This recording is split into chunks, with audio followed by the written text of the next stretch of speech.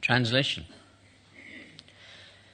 Lord Krishna blessed Maya Devi by saying, in different places on the surface of the earth, people will give you different names such as Durga, Bhadrakali, Vijaya, Vaishnavi, Kumud, Chandika, Krishna, Madhavi, Kanyaka, Maya, Narayani, Ishani, Sharda and Ambika.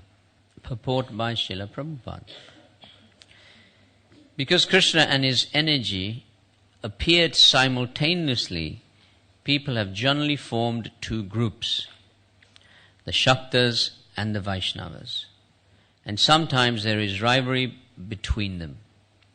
Essentially, those who are interested in material enjoyment are Shaktas, and those interested in spiritual salvation and attaining spiritual kingdom are Vaishnavas. Because people are generally interested in material enjoyment, they are interested in worshipping Maya Devi, the energy of the Supreme Personality of Godhead. Vaishnavas, however, are Shuddha Saktas or pure Bhaktas, because the Hare Krishna Mahamantra indicates worship of the Supreme Lord's energy, Hara. A Vaishnava prays to the energy of the Lord for the opportunity to serve the Lord along with his spiritual energy.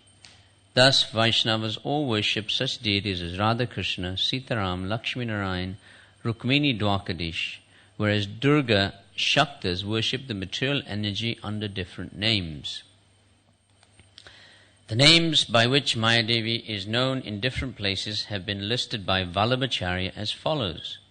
In Varanasi, she is known as Durga. In Avanti, she is known as Bhadrakali. In Orissa, she is known as Vijaya.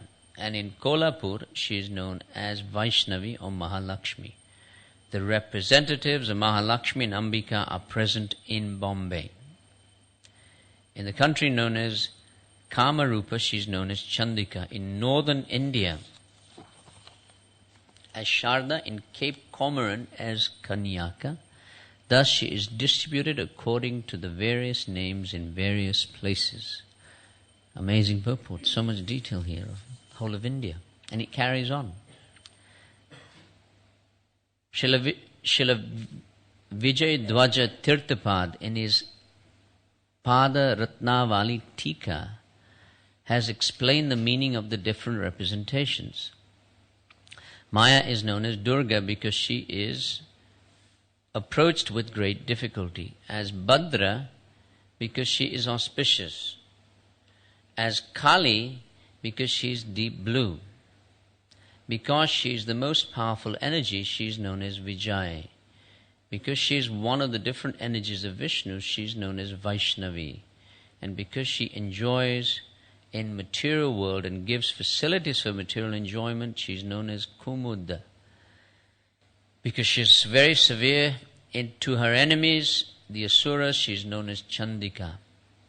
And because she gives all sorts of material facilities, she is known as Krishna. In this way, the material energy is differently named and situated in different places on the surface of the globe.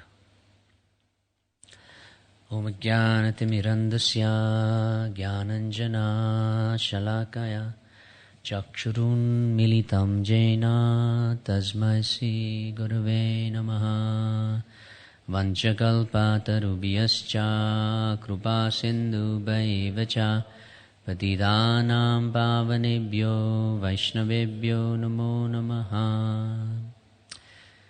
Asking for the blessings of all the Vaishnavas here, so I can say something on this purport and verse. And Prabhupada is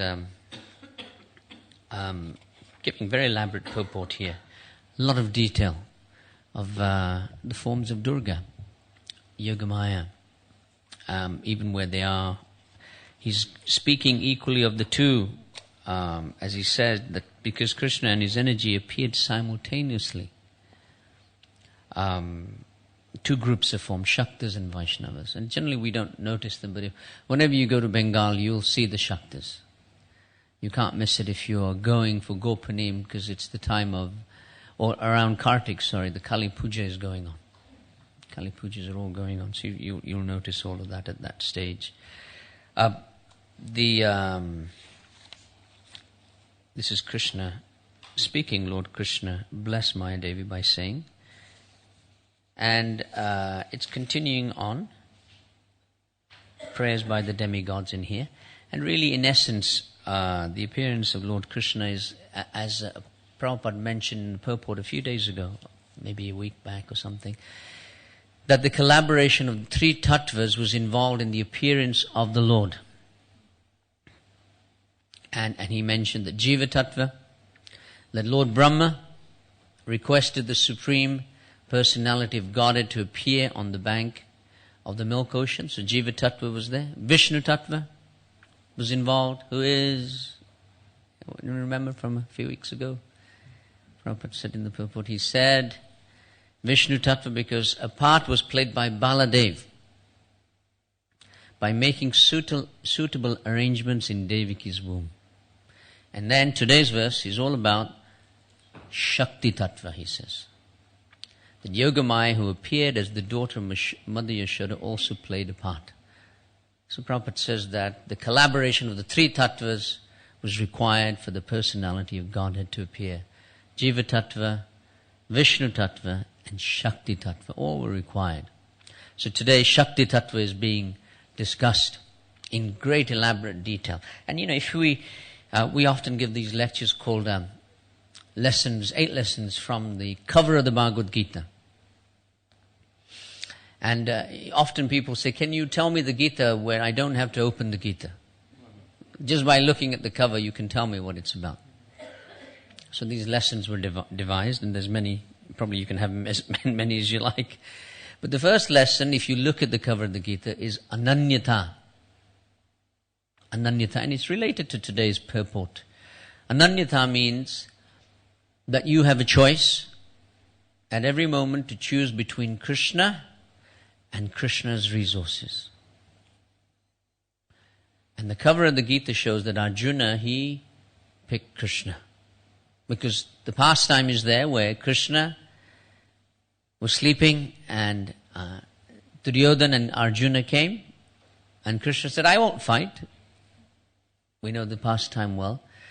So whoever picks me will only have me, but you can have my resources. Was it 10 Akshahinis? How many Akshahinis did Krishna have? 18 in total. I think his was the bulk. The Narayani Sena was 10 Akshahinis, very big. So, that's a great bargain. Imagine, 10 Akshahinis, or just him who would never fight. So, of course, Arjuna, he picks Krishna. And Duryodhana said, well, I would have also picked you, Krishna, but I got the short end of the straw. So I'll have the army instead. So, Ananyata. And Prabhupada here in the purport is saying that it's the same thing, whereby Krishna and the material energy, they appeared at the same time, and at every moment we have a choice. Choice between Krishna and Krishna's energy. And even Vyasadeva, when he saw Krishna, Maya Javan, as Queen Kunti says, Maya Javaninak Chanyam, she says that just as where there is Krishna, just the shadow of Krishna, Maya Javaninak Chanyam, one step behind is Maya.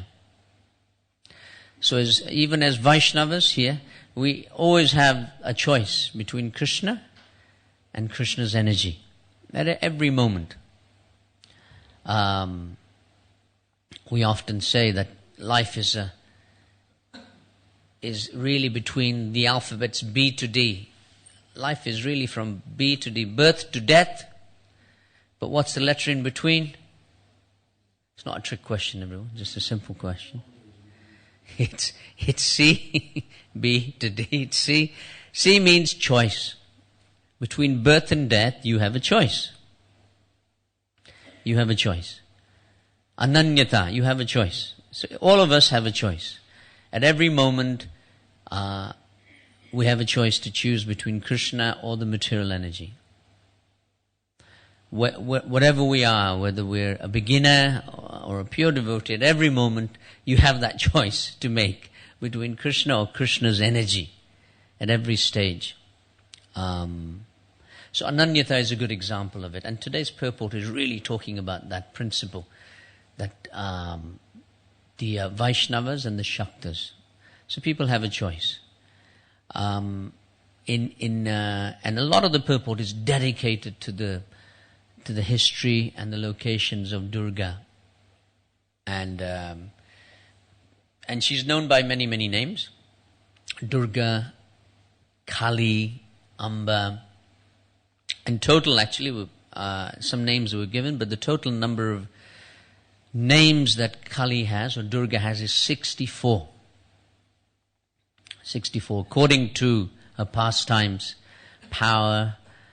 And often Durga is pictured as a beautiful woman in red cloth, if you've seen pictures of that. Generally. And she may have 4, 8, 10, 18 or 20 arms. It's in the cover, isn't it? In the Krishna book, you'll see the material energy. In the old Krishna book, you'll see that she has 8 arms. And often 3 eyes as well. 3 eyes are there as well. And items in her hands, according to the number of arms, include conch, disc, trident, bow, arrow, sword, dagger, shield, beads, a wine cup. Here we are. A bell. These are all representing her potencies. She's often standing in a lotus, or she's sitting on a lion. Lion is the actual. And the lion represents her power and the control she has over the material nature. Lion is the king of the beasts, controls everything in the jungles. The material world is a jungle. So she is riding on the lion, she's controlling material nature. And even the Divine Mother, the material energy, in all different cultures, it exists, the mother. The Greeks have the name Gaia for the material energy or the mother. The Africans have a name Ashun. The Egyptians have a name for the goddess as well, Isis.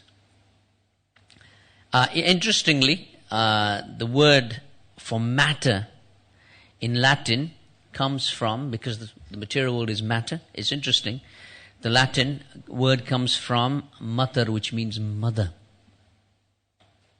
So many connections between the mother and the history of all of these things. I was just browsing through the Veda base, and you find many, many things like this in different books as well. And the domain of Durga is the material world. Durga means the prison house.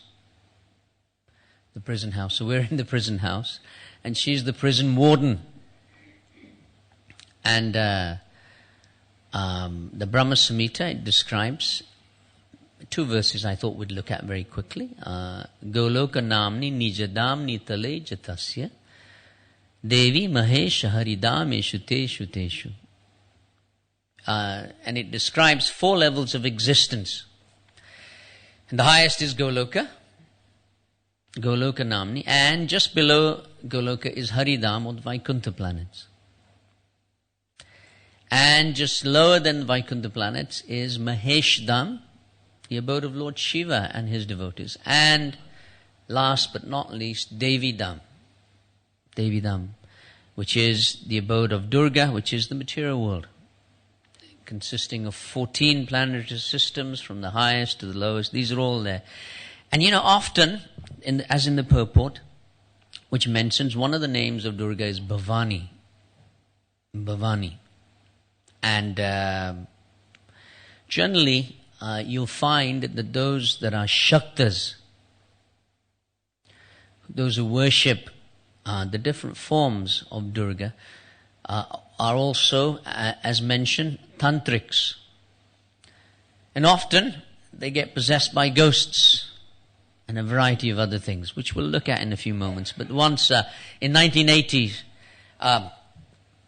we were having a great old kirtan here in the temple, and somebody said, there's a gentleman out there shouting away, and can someone deal with him? And as usual, I always get the short straw. No one else wants to go out.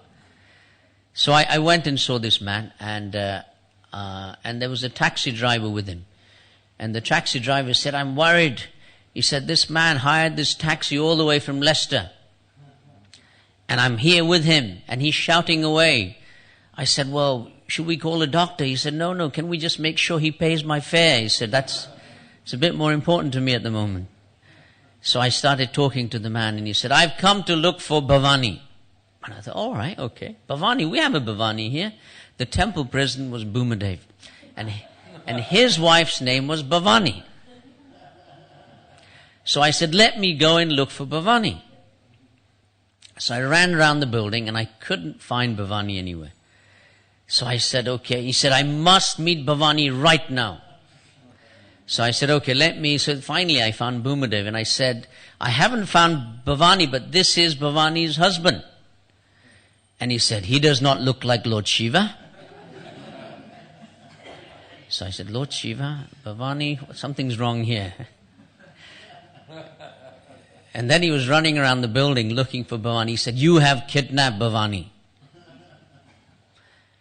and her 2 sons. I said, okay, my God, 2 sons, Bhavani, this is getting, the kirtan was still going on. No one was, affected by it all. They were relaxing. So then he called the police. And he said, I have evidence that my wife, Bhavani, because he thought he was Shiva, has been kidnapped, and my 2 children have been kidnapped. So the police were onto us. They said, we've been waiting to get these guys. So they were here before you knew it. They've never come so quick before, They were here. And when they arrived, they were in the shoe room, and they didn't want to take off their shoes. They said, no, we don't take off shoes. I said, all right. So I took this gentleman, and I said, look, the police have come, they want to speak to you. And he said, good you've come. He said, they have kidnapped my wife, Bhavani. And they said, can you give us a description? So that we can look for this lady. So he said, well, she will have a red sari. And I said, well, can you tell us a bit more? And he said, yes, 8 arms. And the policemen looked at each other. Okay.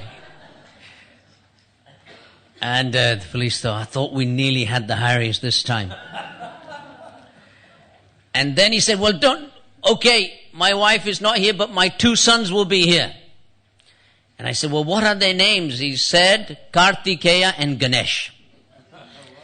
And the police said, well, can we look at your premises? Can we look at your register? I said, well, why doesn't he show us a photograph of them? And then we can look for these people. So he said, yes, I have a photograph. And, there was someone on a peacock, riding a peacock with a spear. And there was someone with an elephant trunk. And they both looked at each other and said, God, okay, there's the right one here, isn't it? I said, well, you can look for these 2 people on the premises. I said, I don't think you'll find them. So they escorted him back onto the taxi from Leicester. I don't know if he ever got paid. But he was back off to Leicester. So Bhavani. So when you worship, he was obviously possessed in one way or the other. Because he wasn't drunk or anything else. But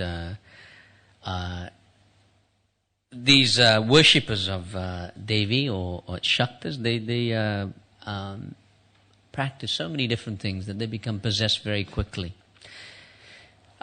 Durga, we get more information of Durga from the Brahma Samhita. Brahma Samhita has good verses. Anyone remember the next verse which describes Durga? Yes, remember? Yes. Srishti sthiti pralaya sadhana sakti reka chayeva yasya bhuvanani bibarti Durga Ichhanurupam api yasya chacheshta chescha Govindamadi Purusham Tamaham Vajami, which is that the external potency of Maya, which is the Chit potency, is worshipped by people as Durga. And she is in charge of creation, preservation, and destroying agency of this mundane world. And, of course, Govindamadi Purusham Tamaham Vajami. So the descriptions of Durga are given in many, many places, especially in the what's known as the Upapuranas, the lesser Puranas.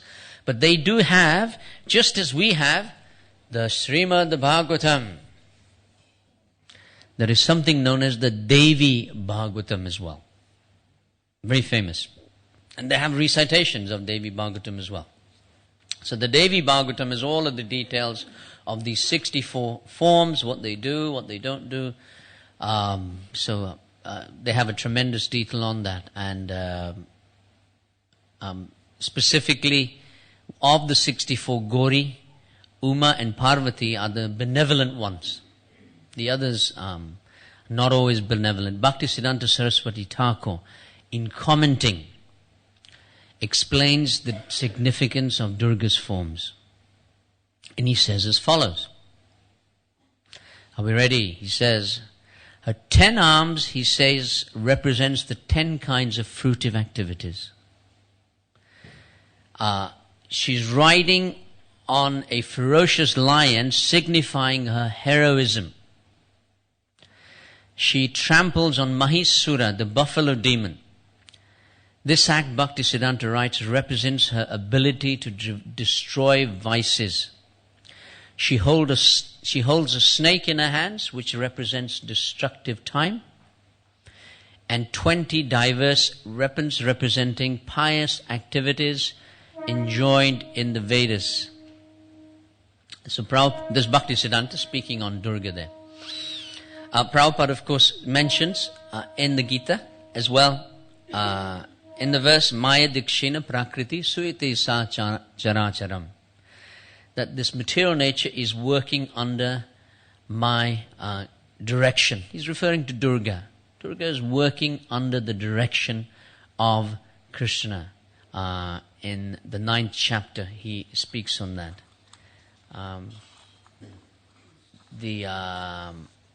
Prabhupada also mentions, I was just looking up, he often quotes this verse where he says, Dhanam Dehi, Rupam Dehi, Rupapati Bhajam Dehi. Anyone remember what that is?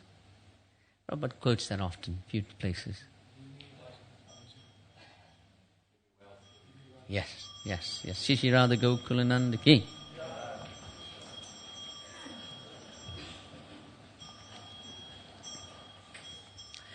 And Prabhupada says, worshippers of the goddess, they pray, please give me wealth, beauty, a beautiful spouse. But Prabhupada then goes on to say, but they are missing the point. That if you worship the superintendent of the prison house, she'll keep you in the prison. She'll keep you in the prison. So it's interesting, Prabhupada speaks about that in one place.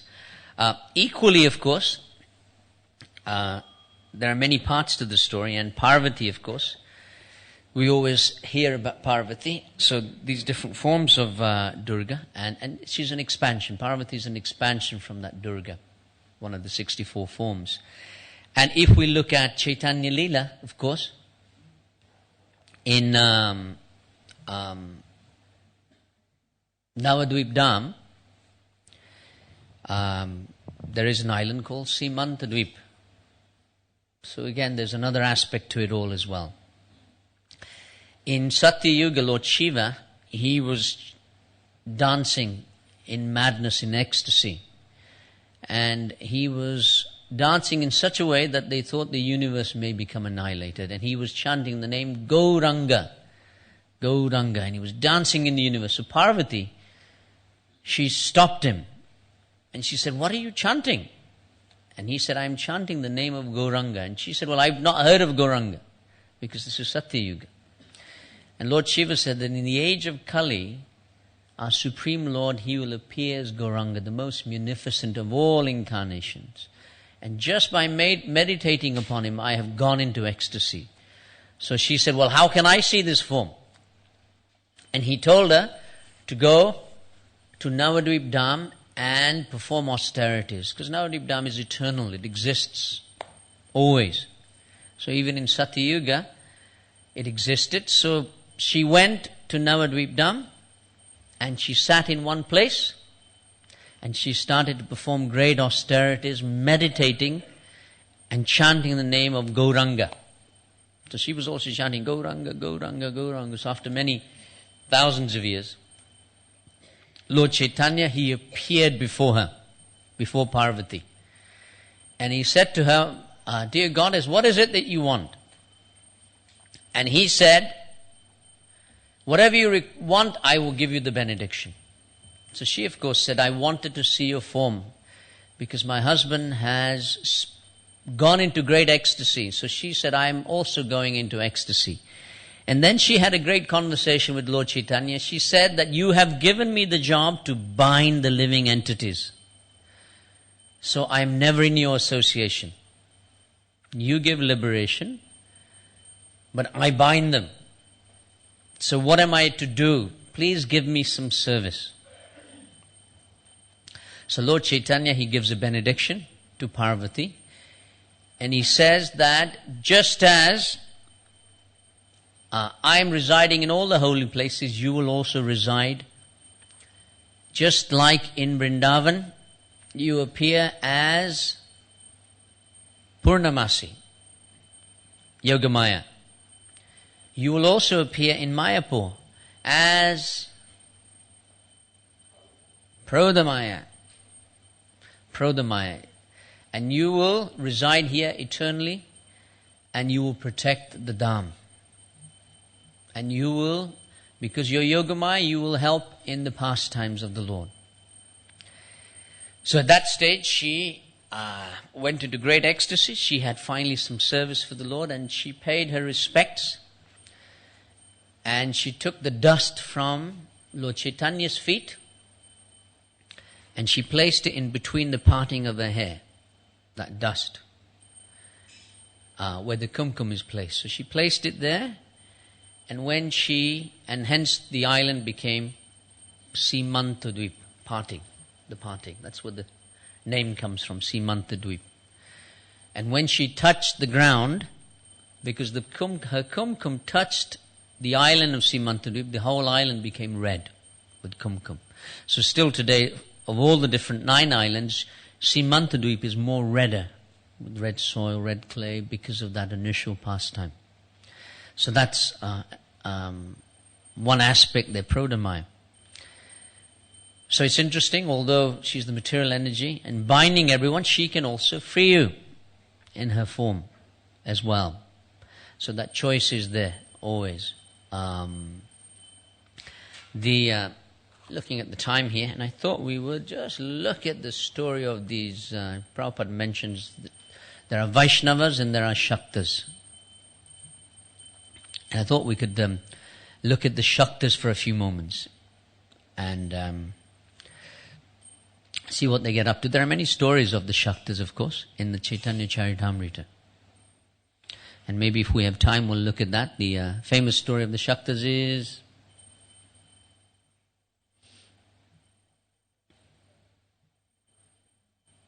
Srivas Thakur, and remember Gopal Chappal, so we'll look at that perhaps in a little while, we'll see. So the Shaktas, they're divided into 2 groups, the right hand and the left hand, as we'd always have. The left hand are called Dakshina Acharya, and they're the ascetic group. They never actually get involved with the public, and they're the ascetics, performing great austerities, and they're great worshippers of Durga. But they never come into the public forum. And you'll see them at the Kumbh Mela.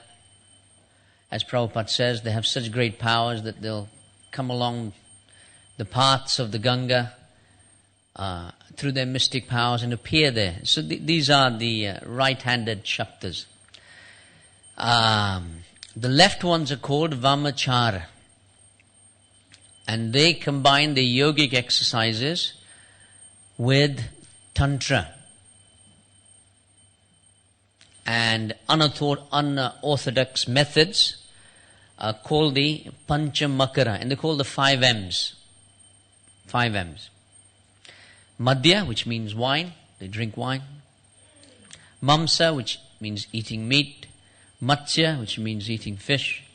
Mudra, which means eating parched grains, and they use grain as a means of their tantra. And finally, Maithuna, ritualistic sex. So these are the 5 aspects.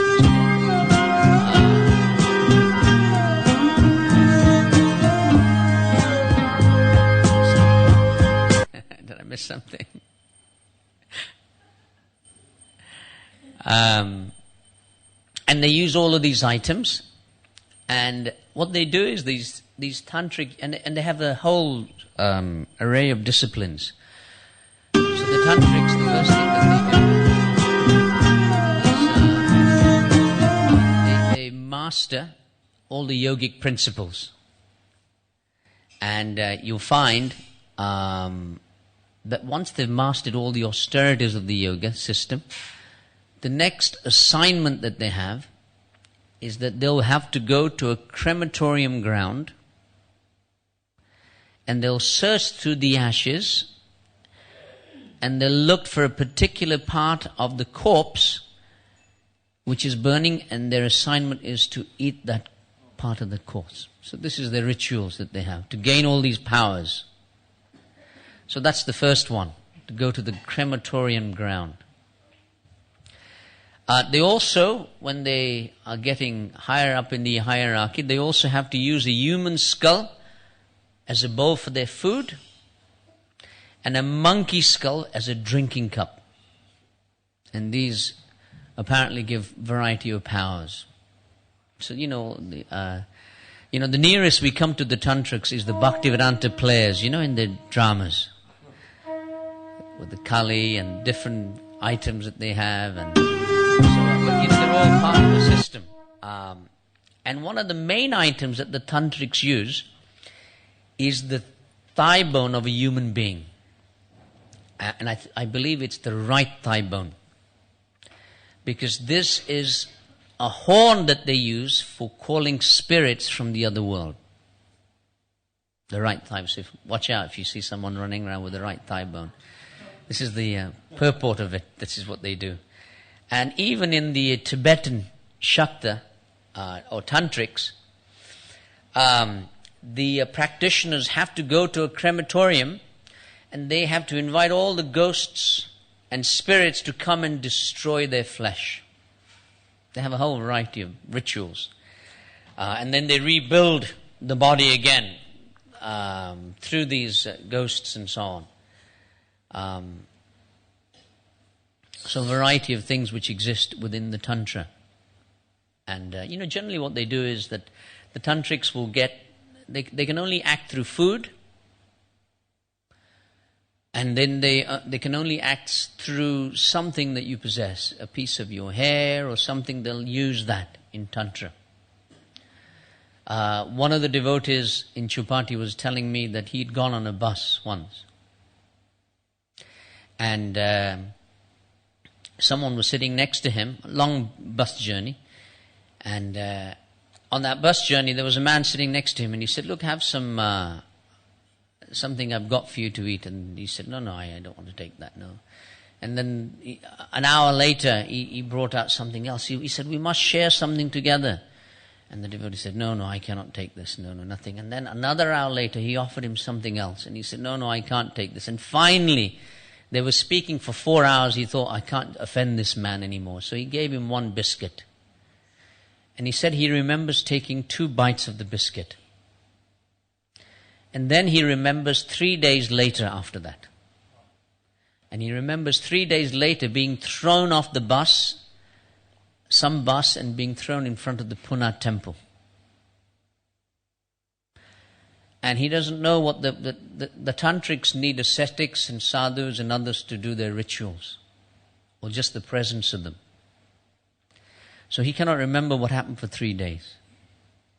So through food, next time somebody offers you something in India, watch out. Or they do something through hair even, or anything that you possess. One devotee in India, he couldn't sleep at all. And for nearly 5 years he couldn't sleep. At night he was just awake. He'd get an hour here or something. So finally they went to figure out what was wrong with him. And as I mentioned, there's the left hand and the right hand tantric. So they went to the good ones. And he said, yes, someone has taken a piece of his hair somewhere along the line. And through it, they're stopping him from sleeping. So anyway, they did some ceremonies. On the way back to the temple, I think it was Pune or somewhere. He said he just threw up, this devotee, and he threw up, and huge amounts of black vomit came out. Although, he'd never eaten anything, to get rid of whatever the tantra was. So it's interesting that these things go on, and the whole purport is about these things. So I have to be a bit careful on these things. Prabhupada mentions the following. I thought that was interesting as well. He said, in Bengal there's a competition between the Vaishnavas and the Shaktas. The Shaktas have introduced a certain type of kirtan called Kali Kirtan. But in the Vedic scripture there is no recommendation of Kali Kirtan. Kirtan means Hari Kirtan. One cannot say, oh, you are Vaishnav, you can perform Hari Kirtan. I shall perform Shiva Kirtan or Devi Kirtan or Ganesh Kirtan. No. The Vedic scriptures do not authorize any Kirtan other than Hari Kirtan. Kirtan means Hari Kirtan, the glorification of Krishna. So they also have Kali Kirtan as well. But if you look at our lineage, Kedarnath Datta, Bhaktivinoda Thakur, he speaks about his mother's line were all Shaktas. And he remembers that the age of 3 even, and he recalls, if you read the 7th Goswami, that there was a grand festival held, and lanterns, lamps, hundreds of people, and he says, in terms of the scene, it was like a forest to humanity, and in terms of light, it was like the battle of Kurukshetra. The scene was filled with fireworks, pomp. So this was all there. And he says on the 6th day, 2 types of drums were beaten, and the sound would shake the whole puja house. And on the 9th, because they would take the goddess Durga and immerse her in water. He said on the 9th day, it was not good news for the goats and buffaloes as they were sacrificed. So Kedarnath Datta is speaking on that way, which I thought was interesting that he's saying that. But equally, we can look at the other side of it all, which is Parvati. And we spoke already of the first pastime, but even there's another really wonderful pastime. And even in Chaitanya Leela, as we said, the pastime of Gopal Chappal is there, where he tried to disgrace Srivas Thakur by placing the paraphernalia of Durga Puja, of Shaktas outside his house. And Srivas said, yes, I am a worshipper of Durga. But within days, Gopal Chappal, he caught leprosy. And in India, when you catch leprosy, they have to take you out the village. And they have colonies called leper colonies. And you have to stay there. So one time Lord Chaitanya was walking past the leper colony, and Gopal Chappal came to see him, and he said, please forgive me. And Lord Chaitanya said, I will not forgive you in 10 million lifetimes. So Gopal Chappal was already devastated, what to speak of after 10 million lifetimes. Anyway, again, a second time, Lord Chaitanya was walking by, and he caught him, and he said that I have offended your devotees, so you tell me how to redeem myself. So Lord Chaitanya said, I have no power to cure you. If Srivas Thakur forgives you, only then can you be cured from leprosy. So of course, he went to Srivas Thakur, and not only did he get cured from leprosy, but he became cured from the envy that he had for Vaishnavas. The envy that he had from Vaishnavas. So I thought that was very interesting, that from Shaktas to Vaishnavas to Lord Chaitanya, that our envy that we may have will lead us into more and more difficulties. Just on a final story on this purport, that once in, the story is there in Chaitanya Mangal, Lochan Das Thakur's Chaitanya Mangal. And he gives the story that one time Narada Muni had gone to serve Lakshmi Devi in Vaikuntha. And he was serving Lakshmi Devi. And Lakshmi Devi said, you have served me so tremendously well. Give me a request that you have. So Narada Muni said, I want the remnants of Lord Narayan. Please give me that. So at that stage, Lakshmi Devi said, I can give you anything but that. But he said, well, you just said anything. And now you're saying anything but that. He said, well, just last week, Lord Narayan said to me, I cannot distribute his Mahaprasad. So I cannot give it. So anyway, she said, let me see what I can do. So she was serving Lord Narayan, and Lord Narayan could see that she was morose. Something was wrong. So he immediately said, I can see, Devi, that something is wrong in your life. So she explained the whole pastime. Narad Muni was serving me, and you've said to me, I cannot take your remnants anymore. So Lord Narayan said, just this one time you can take them. But what you do is let me not see that you've taken them. So in this way I'm not breaking my promise. You just take them. So she took the whole plate and she gave them to Narad Muni. Narad Muni ate all the remnants.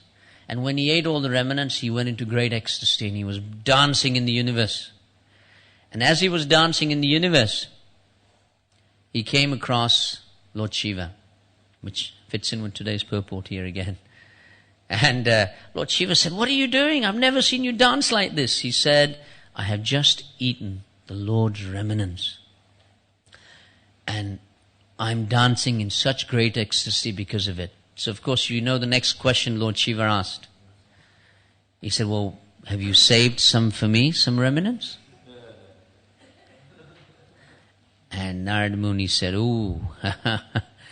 And Narad Muni was worried because if Lord Shiva gets angry, there's problems. So he said, and he looked, and just in his fingernail there was a bit of spinach still left. And he said, well, I couldn't save much, but I have this much still left.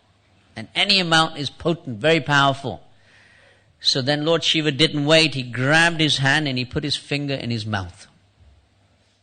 Double Mahan, Narad Muni's fingers, spinach from Lord Narayan. So then, when Lord Shiva had it, he went into ecstasy. And he was dancing in the universe like a madman. And the only problem was that he was dancing at a certain meter with his drum, which means that the material world will now be annihilated. So, of course, who could stop him? Who could stop him? So then, seeing this, of course, no one could stop him, and the residents of the different planetary systems said, Parvati, you stop him immediately. And that there is also in the Kali pastime, isn't it? If you see Kali, when we go to Mayapur, you'll see the form of Kali, the ghastly form with the skulls. She has 54 skulls, human skulls, which represent the 54 vices. And do you notice her tongue is always out? Red tongue, do you know why that is? He would know, of course, Nandan from Bengal. Yes, go on. Yes. Yes, what happened was that she'd gone in a rampage to kill certain demons. And she went so much out of control that no one could stop her. So the demigod said, Lord Shiva, you're the only one who can stop her. You're the husband. A bit like my house sometimes, only the husband can stop. So Lord Shiva, he ran, but he couldn't stop her. So what he did was he jumped right in front of her.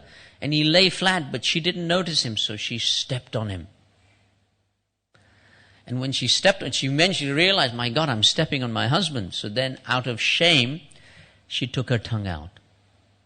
Red tongue. So that's why you see that image. Anyway, just a bit of a side note there.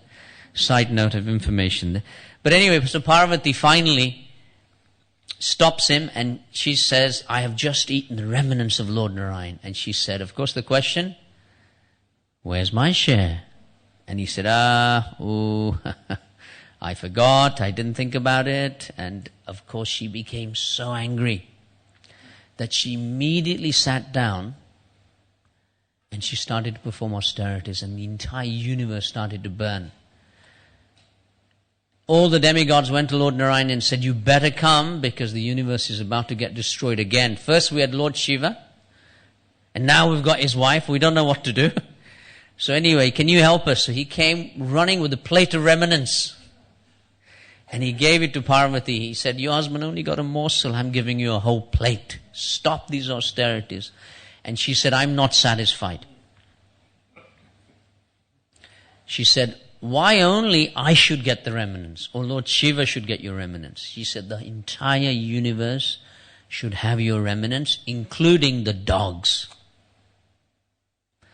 So Lord Narayan said, oh my God, what do I do now? So he said, okay, I give you a benediction.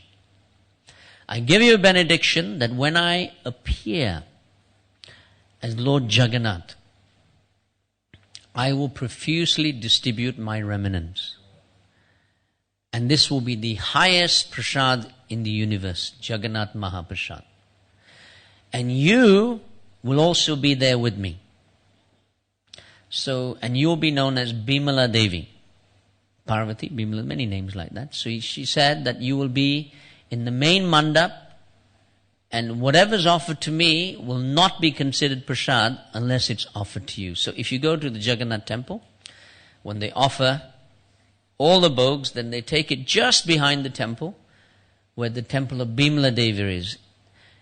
And once it's offered to her, only then can it be distributed. And Jagannath Mahaprasad, it said that even a dog can eat that Mahaprasad and be elevated. Because that was, she was asking, even a dog can have it. So that's where, and she said, because Lord Shiva, he did not give you the remnants, we will not allow him to stay in the mandap. He will have to have his temple outside of the main mandap. So Lord Shiva's temple is at the beginning of the Jagannath temple. He's outside of the main mandap. He cannot stay there. So he's given that position there as well. So speaking of Mahaprasad and the remnants of the Lord, so that great benediction is there, that whoever eats, and Lord Narayan gave a benediction that whoever has this Mahaprasad, immediately they will go back home, back to Godhead. It's a great benediction on Jagannath Mahaprasad there. Or any Mahaprasad, but specifically, of course, it's Jagannath Mahaprasad, and, which is given there. So I'll take this opportunity once again to thank all the book distributors, because we don't have a separate festival of our own. All the devotees, not just the book distributors, everyone really worked very hard for the marathon this year. And to get to where we did 131,000, I want to really thank every one of you. Every single one of you took part in the variety of ways to spread Krishna consciousness. But you know what that means now?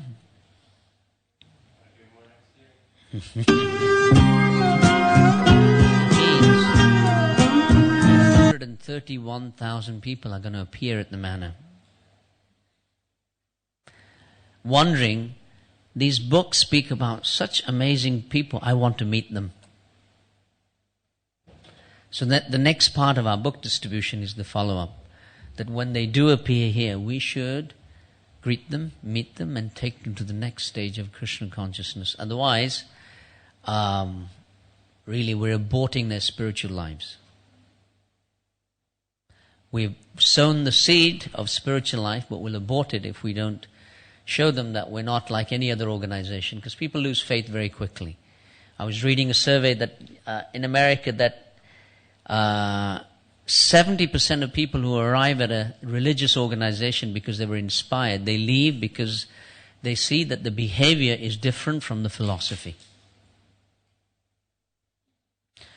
People don't walk, they talk, as you'd say.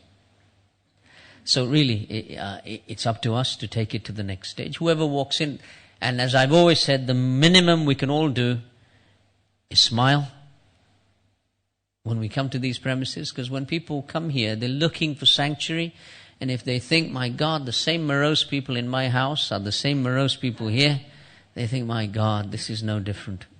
So at least a smile. A smile should be there. What to speak of? Pointing them, and the least you can do is if someone is new walking around, you point them in the direction of the reception. We do have guest masters. We have people that will take devotees around. We have special programs on Mondays, Wednesdays, and Saturdays for any new person, especially any Western person, to take them through Krishna consciousness. So these amazing things are there. And just ending on a note, Sutta Prabhupada always writes many things on his blogs and so on, and I thought I'd share one of his things that he wrote. And he said that, life will be very peaceful in 2016 whether it's a temple, whether it's your house, whether it's the brahmachari ashram, he said that if we talked to each other rather than talking about each other.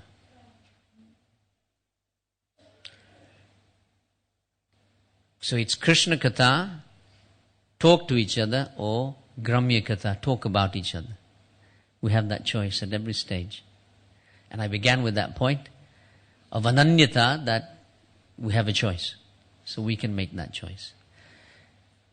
Sorry if you're going over the time. Srila Prabhupada ki. Gaur Premanandi.